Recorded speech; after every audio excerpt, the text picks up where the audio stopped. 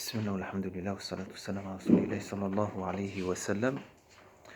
Donc, Inch'Allah, aujourd'hui on commence par un nouveau chapitre, le chapitre de Babu at-Tayammum. Babu at-Tayammum. Le chapitre du Tayammum qu'on traduit, nous, généralement en français, il y en a qui traduisent par les ablutions sèches.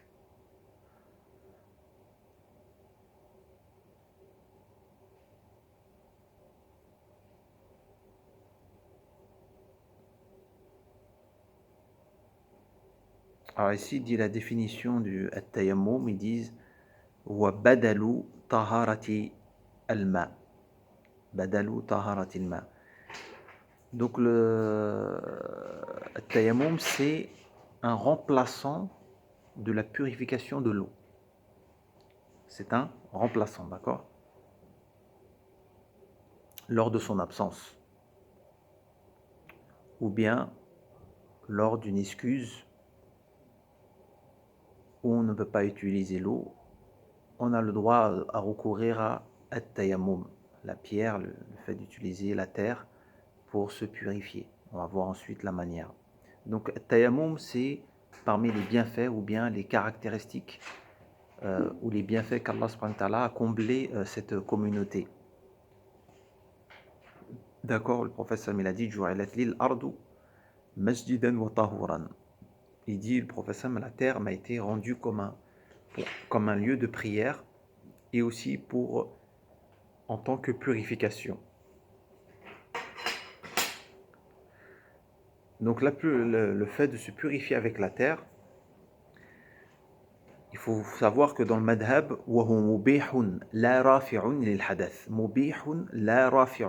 qu'est-ce que ça veut dire ici? Que at-tayammum, c'est une autorisation temporaire. C'est-à-dire qu'il n'a pas le même statut que l'eau sur le fait qu'il enlève l'état d'impureté. Non, il n'enlève pas l'état. Pour le madhab al-hanabila, et les malikites aussi, et les shafi'ites, c'est-à-dire que le tayammum n'enlève pas l'état. Mais le fait de faire le tayammum avec la terre, te donne l'autorisation, c'est-à-dire de faire ce que tu faisais, ce qu'on fait avec l'eau, c'est-à-dire comme la prière, c'est-à-dire et autres. C'est-à-dire c'est une autorisation temporaire. Qu'est-ce que ça veut dire ça?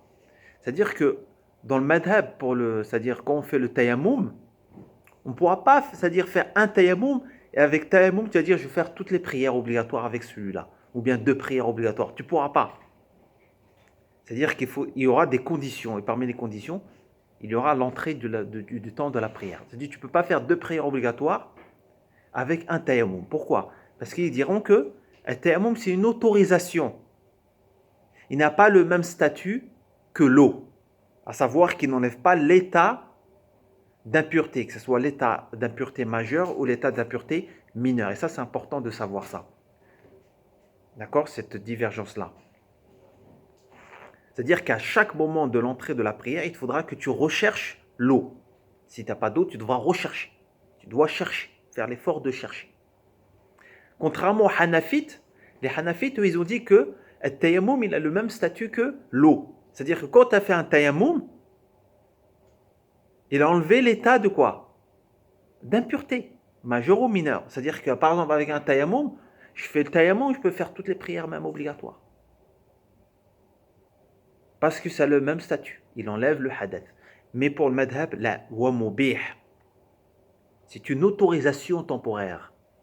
D'accord? Et c'est pour ça qu'il a des conditions. Le tayammum, il a des conditions. Les 2 conditions. Quelles sont les 2 conditions? Donc il dit ici, إذا دخل وقت فريضة أو أبيحت نافلة أو وعدم الماء أو زاد على ثمنه كثيرا أو بثمن يعجزه أو خاف باستعماله أو طلبه ضرر بدنه أو رفيقه أو حرمته أو ماله أو بعطش أو مرض أو هلاك ونحوه شرع التيمم. Tout ça, maintenant, il va citer quelles sont les conditions qui permettent de faire le tayammum. La première condition, il dit dukhul al-waqt, l'entrée du temps de la prière obligatoire. D'accord? C'est-à-dire que si tu veux faire le tayammum pour accomplir une prière obligatoire, d'accord? Il faut que tu attends l'entrée du temps de la prière qui rentre. Tu ne peux pas le faire avant. D'accord? Tu dois attendre l'entrée du temps de la prière. Ensuite faire le tayammum et ensuite prier cette prière qui est obligatoire.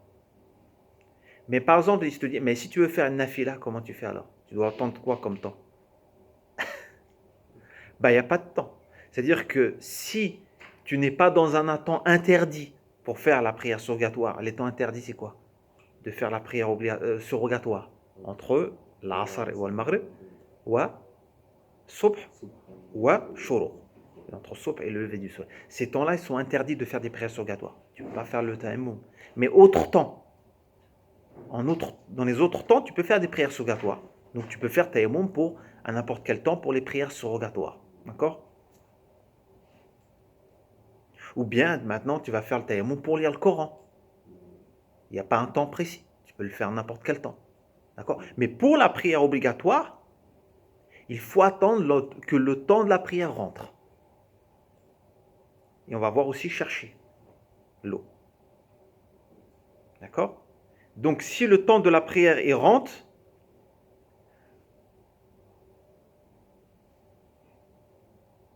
ça c'est la première condition. Et la deuxième condition, ta'adhurul ma, adim al ma, c'est-à-dire que l'absence d'eau. Il n'y a pas d'eau. S'il n'y a pas d'eau, qu'est-ce que tu fais? Que ça soit dans le madhab hadaran ou safaran, c'est-à-dire que ça soit dans un voyage ou résident, même en résident. C'est pas obligé en voyage, même résident. Et attention, dans le madhab voyage, n'importe quel voyage, court ou long, et même un voyage qui est muharram. D'accord? Tu peux faire le tayammum. S'il n'y a pas d'eau, tu peux faire le tayammum. Pour l'instant, il parle généralement, mais après, il va rajouter des précisions. Si l'eau est coupée, on sait qu'elle reviendra après. Mais que là, l'heure de la prière, elle est rentrée. Donc, c'est mieux d'attendre l'eau ou on fait tayammum pour être dans les temps. C'est-à-dire que, est-ce que tu vas prier à l'heure ou non? Mais j'ai pas d'eau pour faire les ablutions. Ouais, mais est-ce que quand l'eau il va revenir, tu seras encore dans le temps de la prière ou le temps de la prière va sortir? Si on ne sait pas, c'est mieux de faire tayammum. Ah non, si tu sais pas, si tu crains, justement, on va voir ça à la fin, si tu crains, ou bien tu sais sûrement, déjà, si tu sais sûr que l'eau elle va revenir après le temps de la prière, c'est fini, tu fais le tayammum. Mais si tu penses que ça peut revenir avant la sortie du temps de la prière, ils disent, les savants, c'est mieux d'attendre. Le madhab, il dit, c'est mieux d'attendre même vers la fin du temps de la prière. Par exemple, tu vas, avant la fin d'or, tu attends juste avant l'asr. Tu sais que ça va revenir avant l'asr. Tu attends avant l'asr, tu fais l'eau. Parce que là, même tu penses que ça peut revenir. Il vaut mieux attendre. D'accord? On va revenir à ces détails-là. Donc, s'il n'y a pas d'eau, on peut faire le thème. Deuxième cas, il y a de l'eau, c'est-à-dire tu n'as pas d'eau, mais tu peux acheter l'eau. Mais tu peux l'acheter, mais c'est-à-dire son prix est fortement augmenté. Il augmente c'est-à-dire à son prix, c'est-à-dire normal. Il est vendu à un prix élevé. Est-ce que tu es tenu de l'acheter? Hein? Non. C'est-à-dire, s'ils disent que l'eau est vendue à un prix convenable, tu l'achètes. Tu ne dis pas, le magasin est à côté par exemple, le magasin est à côté, ils vendent l'eau. Normal, à un prix normal, comme l'eau se vend d'habitude. 90 centimes par exemple la bouteille, au moins. Tu te dis non, je fais tayammum. Non, tu vas acheter l'eau. Tu vas acheter l'eau. Tu dois acheter l'eau. Mais si maintenant, tu es dans un endroit, ils vendent l'eau à 10 euros. La bouteille. C'est pas l'eau, c'est pas 10 euros. L'eau à 90 centimes qui passe à 10 euros, c'est une grande différence. C'est cher. Est-ce que tu es demandé de l'acheter la bouteille? Ils disent là. Ici, ils n'ont pas précisé, mais ils ont dit kafira. C'est-à-dire à partir du moment où son prix augmente fortement. Tu n'es pas, c'est-à-dire, demandé d'acheter.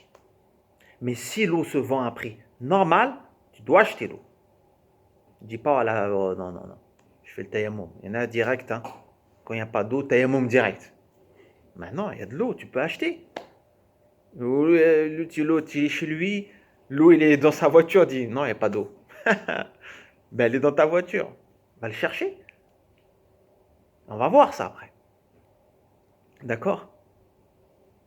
Par exemple, ici, ils disent même, par exemple, si on se trouverait dans un endroit, par exemple, si tu dis un endroit, l'eau se vend à son prix normal. Mais tu n'as pas d'argent sur toi. Dans un endroit, dans une ville, tu n'as pas ramené d'argent avec toi. Est-ce que tu dois l'acheter par crédit? Il dit, j'achète l'eau, je te donnerai l'argent plus tard. Est-ce que tu dois faire le crédit ou non pour ça? Le ulama, ils disent, non, tu dois pas faire, tu n'es pas demandé à faire un crédit. Tu fais tayammum. Tu n'es pas demandé de dire, voilà, je te ramènerai l'argent plus tard, etc. D'accord? Donc, si le prix augmente fortement, ou bien sûr, thaman yu'jizu, c'est-à-dire, ou bien un prix, c'est-à-dire, non seulement, ça c'est le premier, on a dit s'il est fortement élevé le prix, ou bien un prix, c'est-à-dire, on ne peut pas payer cet argent-là. Tu n'as pas l'argent du tout pour payer ces taux-là. Tu n'es pas demandé, tu es incapable. D'accord?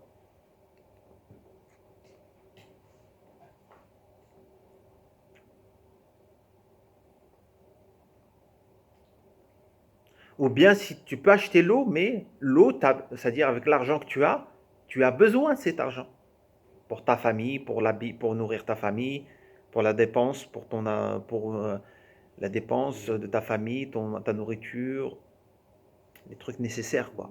Tu en as besoin de cet argent-là. Hein? Ou pour une dette que tu devrais avoir, là, tu as besoin de cet argent, donc tu ne peux pas, c'est-à-dire acheter l'eau. D'accord? Ou, il dit encore, là il est en train de citer tous les cas où tu peux faire le tayammum, ou khafa bisti'malihi dararan. Ou il craint s'il utilise l'eau, une nuisance sur son corps. C'est-à-dire que par exemple il a une blessure, il craint,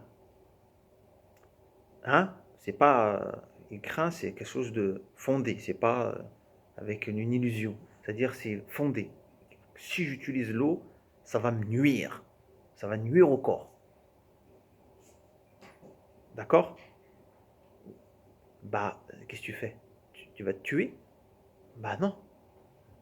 Il dit, c'est pas grave, je me lance, je me lave quand même. Tu vas mourir. Non, t'as pas le droit de faire ça, de te nuire, d'accord? Donc tu recours au tayammum. Ou bien l'eau, tu crains le froid intense. Il y a le froid. C'est-à-dire que si tu fais le bain dans ce froid-là, c'est fini pour toi. Ça va te nuire. Qu'est-ce que tu fais? Eh bien, tu peux faire le tayammum. D'accord? أو بطلبه باستعمال أو بطلبه ضررا ببدنه أو رفيقه أو حرمته أو ماله. Ou bien si tu crains un danger pour toi. C'est-à-dire si tu dis par exemple, comme si par exemple entre le lieu où tu es et le lieu où il y a l'eau, par exemple il y a des voleurs. Tu crains pour toi, si tu vas là-bas, tu crains de te faire tu risques ta vie. Ou il y a un serpent entre toi et l'eau, d'accord? Ou un feu, etc. Tu dis j'y vais. Non, là il y a une crainte. Donc qu'est-ce que tu fais? Tu fais le tayammum. Tu fais le tayammum. Ou bien tu crains un mal pour ta compagne, c'est-à-dire ton épouse qui est avec toi. D'accord? ou pour une monture que tu as. C'est-à-dire si tu as de l'eau, mais si tu ne donnes pas l'eau à cette monture-là, tu as peu d'eau. Soit tu fais l'eau d'eau avec cette eau-là, mais ta monture elle va mourir, ta bête elle meurt. Soit tu abreuves ta bête ou ta femme qui est avec toi, ta compagne, et tu fais tayammum. Tu fais quoi? Tu laisses mourir ta femme? Non, là c'est une crainte, donc c'est nuisance. Donc tu abreuves ta monture, tu abreuves ta compagne et tu fais le tayammum. De même si tu crains un retard de la guérison, ça arrive. C'est-à-dire que la personne a une blessure, c'est-à-dire s'il utilise l'eau, hein, qu'est-ce qui va se passer? Ça va retarder la guérison. Alors qu'est-ce que tu fais? Bah tu fais tayammum, d'accord? Tu fais tayammum. Mais par contre, si quelqu'un il t'offre l'eau ou il te le prête, il te l'offre, tu dis tiens de l'eau, ou bien il te le prête, tu dois accepter ou non? Tu dois accepter. Par contre, tu n'as pas à demander. Ce n'est pas une obligation de demander. Tu vois? De dire à une personne, donne-moi de l'eau. Ce n'est pas une obligation de t'abaisser, ils disent les savants, pour que tu demandes de l'eau ou tu empruntes l'eau. D'accord? Tu n'es pas demandé de faire ça. Donc même dans ce cas-là, tu sais que le voisin il a de l'eau, ils disent, tu n'es pas obligé de demander. Tu peux faire tayammum, bah oui.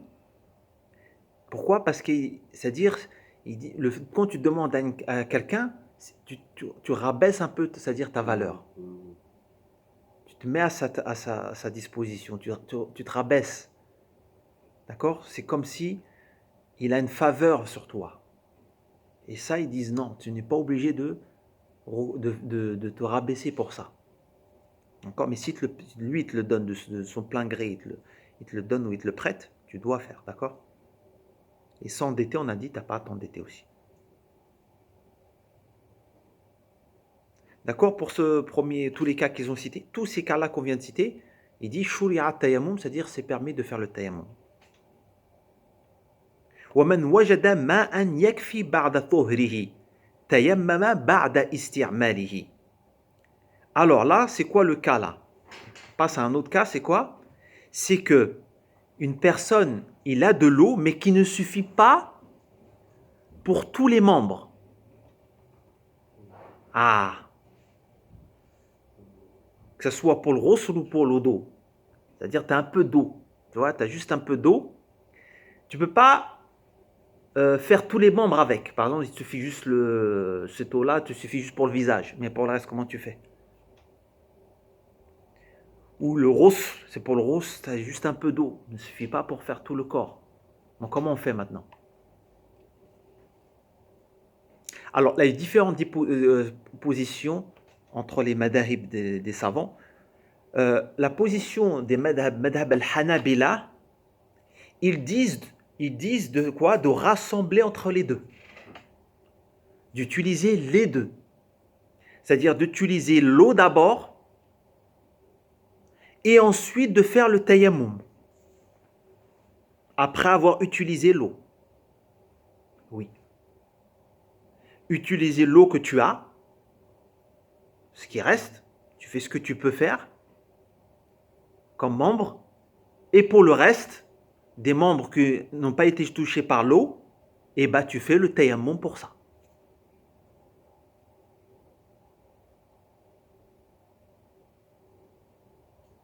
D'accord? Alors là, il y a eu beaucoup de divergences entre les madhahib. Il y en a, ils ont dit, on ne peut pas rassembler entre les deux. C'est soit l'eau, soit le tayammum. Mais les Hanbalites, eux, ils ont dit, on peut rassembler entre les deux. Il y en a, ils ont dit, on ne peut pas rassembler. C'est soit l'eau, soit. Alors, comment ils ont dit? Il y en a, ils ont dit, si tu as c'est-à-dire une quantité d'eau qui suffit à la moitié des membres et plus, tu fais l'eau. Si c'est moins, bah tu fais tayammum.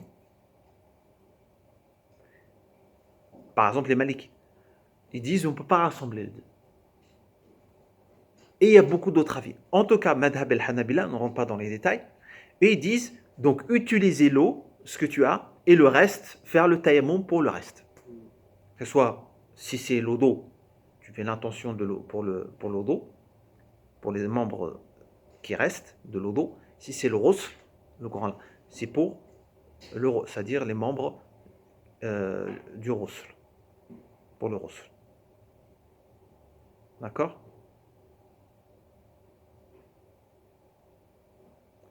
Maintenant, on a un autre cas maintenant. وَمَنْ جُرِحَ تَيَمَّمَ لَهُ غَسَلَ الْبَاقِي. وَمَنْ جُرِحَ, c'est-à-dire celui qui a une blessure maintenant, mais cette blessure, elle est par exemple découverte. Elle est découverte, cette blessure.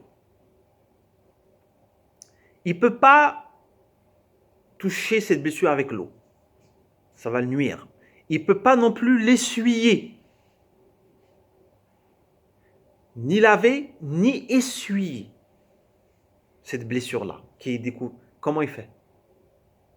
Il n'y a pas de bandage. Comment il fait? Il passe pas dessus. Ils disent, il lave ce qu'il peut laver, il lave, et la partie, et il doit faire tayammum pour la partie qui est découverte là. Il doit le faire. Il doit faire tayammum pour la partie qui est découverte. Et comment il fait? Bon, il rassemble les deux. Par exemple, toi, tu as la blessure dans le bras, Mhm.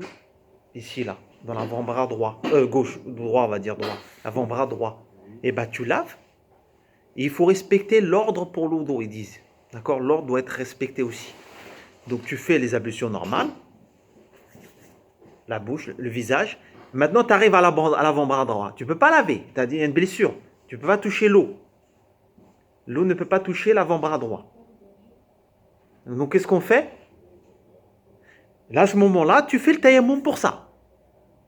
Pour la blessure qui est découverte. Ensuite, tu termines l'eau d'eau. Ah, ça, c'est dans le cas où on a de l'eau. Oui. C'est dans le cas où on a de l'eau. Et... Non, il y a de l'eau. Ah, ok, d'accord. Ok. Il y a de l'eau, mais il y a une blessure. D'accord, ok. Alors, tu rassembles les deux. Hmm. Donc là, pour eux, on doit rassembler, c'est-à-dire c'est-à-dire suivre l'ordre. D'accord? Et là aussi, c'est pas tout le monde qui est d'accord sur ça. Bien sûr, mais pour les Hanbalites, eux, ils sont d'accord. C'est un qui a dit. C'est après, on va revenir pour. Ouais, d'accord. Et pareil pour le rosl. Mais par contre, pour le rosl, s'il a une blessure au niveau du ventre, par exemple, mais qui est découverte, il lave tout. Mais par contre, pour le rosl, il peut faire le tayammum à la fin. Il n'y a pas un ordre qui est obligé ici. D'accord? Ça, c'est le cas où la blessure, elle est découverte. Mais si la blessure, elle est couverte par un pansement, on l'avait vu ça, qu'est-ce qu'on fait? Ou un plâtre. On fait quoi? On essuie là. On essuie, c'est tout. D'accord? Et si la blessure, elle est découverte, mais tu peux essuyer, t'essuies. Tu ne peux pas laver, mais tu peux essuyer. Passer par-dessus. Tu essuies. D'accord? Est-ce que ça va? Tout le monde a compris ici? D'accord? Alors, c'est ce qu'il a dit. وَمَنْ جُرِحَ تَيَمَّمَ لَهُ وَغَسَلَ الْبَاقِي.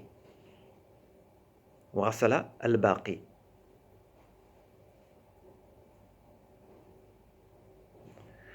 Et l'ordre pour l'eau d'eau, il y a eu aussi une divergence. On a dit que l'ordre doit être respecté quand on fait le tayammum en même temps que le lavage. D'accord? Mais il y a une divergence dans le madhab. D'accord? Il y a une divergence. Ibn Taymiyyah et Al-Majd aussi voient que il n'est pas obligé de suivre l'ordre dans aussi l'eau d'eau. C'est-à-dire quand tu fais le tayammum, par exemple pour la blessure qui est dans le membre, tu peux le faire à la fin. Tu n'es pas obligé de suivre l'ordre. D'accord?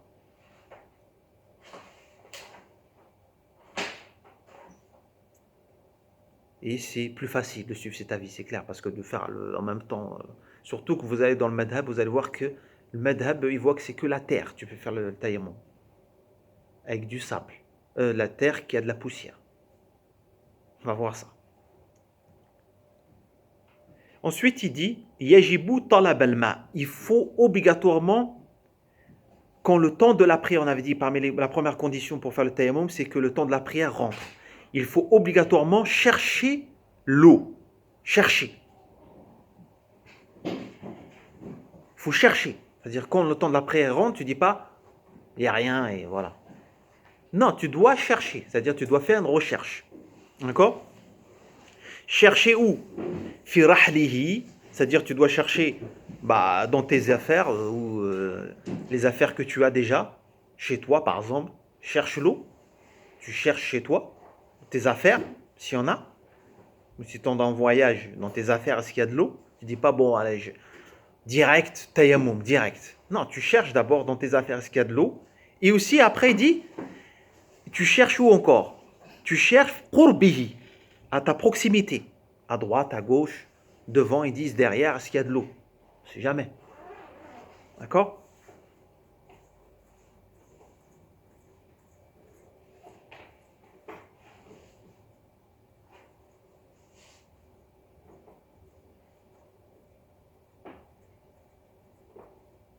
Et demander à un guide. S'il y a un guide qui sait où est l'eau, tu lui demandes, il te dit voilà, l'eau elle est là-bas, tu dois, c'est-à-dire lui demander à ce guide-là. En tout cas, à chaque fois, pour faire le tayammum, à chaque fois que le temps de la prière y rentre, tu dois chercher, ils disent. À chaque fois que la prière rentre, tu dois chercher. D'accord?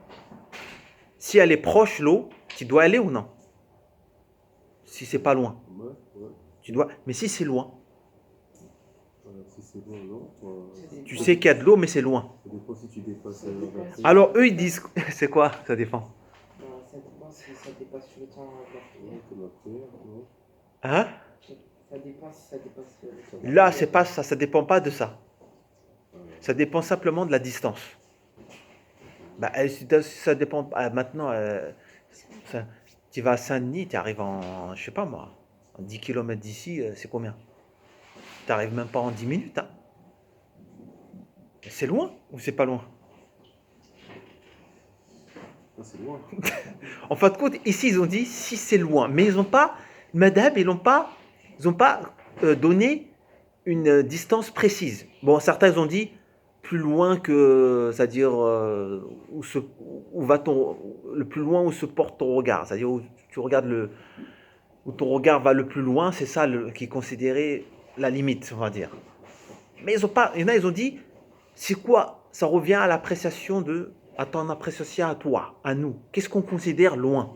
Est-ce que partir, je sais pas, jusqu'à Saint-Denis, c'est loin ou non? Pour toi? Non, c'est loin. C'est loin. Tu vas pas aller jusqu'à Saint-Denis pour chercher de l'eau. Tu vois? Mais je sais pas, moi, tu es chez toi, le magasin, il a 500 mètres. Tu vas aller acheter ou non? C'est loin ou c'est pas loin? Pour nous, c'est pas loin. 1 kilomètre, c'est loin? Franchement, c'est pas encore que. Enfin, ça dépend. Ça dépend. Marcher en voiture, c'est ça, après tout change. Alors, si on dit à marcher 1 kilomètre, c'est loin? Franchement, ça dépend. C'est loin. Et mais attends, si tu vas à 5h30 du matin, va faire 1 kilomètre. Si c'est pour ça. J'avoue. Quand il fait -1. Hein? Tu vas y aller? Ou tu fais tayammum? Tu fais tayammum. Tu vas faire le tayammum. En fin de compte, qu'est-ce que tu considères loin, toi? Pour toi, c'est loin. Tu vois? Tu n'as pas à faire cette distance-là. Tu n'as pas à faire cette distance, d'accord? Tu fais le tayammum. Tu fais le tayammum. D'accord?